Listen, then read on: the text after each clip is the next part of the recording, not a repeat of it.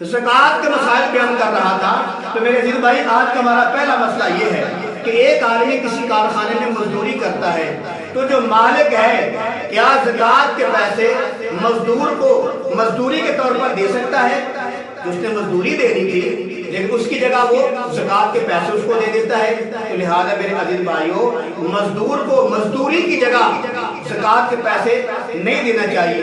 پہلے اس کی مزدوری ادا کرے، اس کی جگہ پیسے نہ دے، پہلے مزدوری ادا کرے، مزدوری ادا کرنے کے بعد پھر اس کو زکوٰۃ کے پیسے ادا کرے تو یہ جائز ہے۔ آگے مسئلہ یہ ہے کہ جو آدمی فوت ہو گیا ہے اس نے 10 لاکھ روپیہ چھوڑا ہے اپنے بچوں کے لیے، اور جیسے بعض لوگ کہتے ہیں کہ جو آدمی فوت ہو جاتا ہے اس کے جو پیچھے مال ہوتا ہے تو اس مال میں سے اس طرح سے زکوٰۃ ادا کرنی چاہیے۔ میرے دل بھائی یہ کوئی مسئلہ نہیں، نہ قرآن میں ہے، نہ حدیث میں ہے، نہ اجماع امت میں ہے، یہ خود بنایا ہوا مسئلہ ہے۔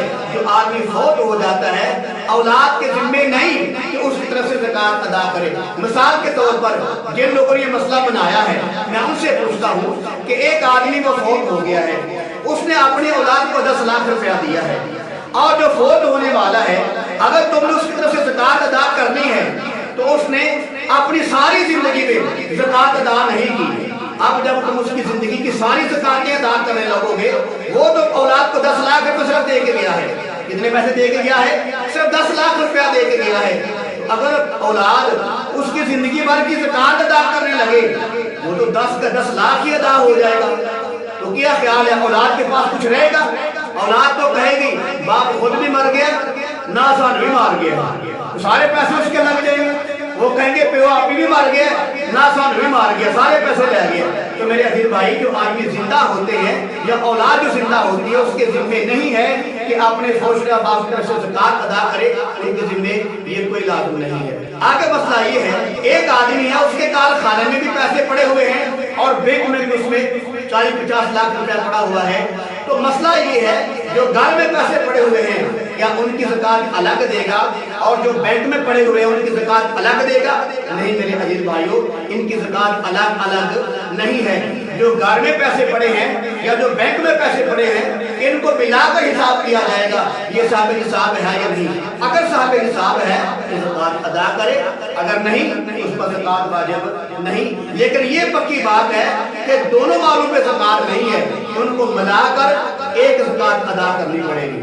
آگے مسئلہ یہ ہے ایک عورت کے پاس یعنی کہ ایک ماں کے پاس 12 تولے سونا ہے، وہ زکوٰۃ کا مہینہ آنے سے پہلے 6 تولے سونا جو ہے اپنی بیٹی کو دے دیتی ہے، تو کیا جو عورت ہے ماں جو ہے اس کے ذمہ زکوٰۃ ہے یا نہیں؟ میرے عزیز بھائی یہ اگرچہ ہیلا کیا ہے یہ جائز ہے، تو اس طریقے سے ماں کے ذمہ زکوٰۃ نہیں ہے۔ لیکن یہ بھی بات یاد رکھیں جو ماں نے اپنی بیٹی کو مالک بنایا ہے مال کا، یہ پکا مالک ہو، یہ نہیں کہ 2 مہینے کے لیے مال پاس رکھ لو اور بعد میں مجھے دے دینا، یہ ملکیت نہیں ہے۔ ایسے ماں کو اگر ایسے کرنا ہے تو ماں کو سارے مال کی زکوٰۃ دینی پڑے گی۔ ہاں اگر بیٹی کو پکا مالک بنا دیا ہے اور اس مال میں سے ماں کا اختیار ختم ہو گیا ہے تو اس لحاظ سے ماں پر زکوٰۃ نہیں آئے گی۔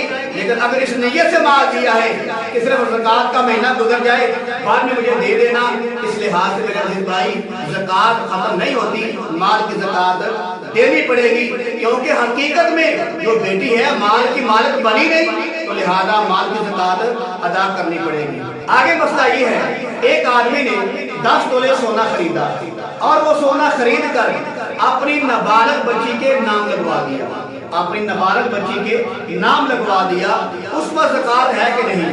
میرے عزیز بھائی وہ جو مالک ہے اب بچی کے نام لگوا دیا ہے، بچی نابالغ ہے تو نابالغ بچی جو ہوتی ہے اس کے مال پر زکوٰۃ نہیں ہوتی۔